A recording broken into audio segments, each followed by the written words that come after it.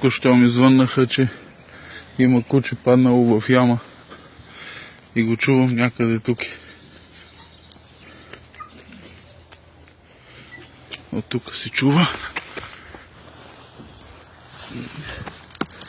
Ето е дупката и най-вероятно е тук. Как е паднало тук? Ами да, това е счупено. Циментът е счупен, само да не падна и аз. Леле, ето го. Какво бе, моето момче?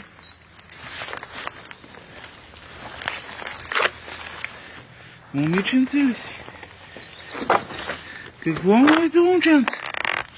Леле, милото. Ей, сега ще ти извадим. Да. Сега ще ти извада, моето момче.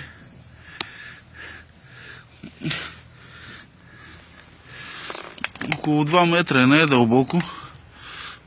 Една жена ми се обади, че е опитала да го извади, но не е успяла. Ще трябва да затворим и дупката после. Айде сега. Сега те изваждам. Чакай така.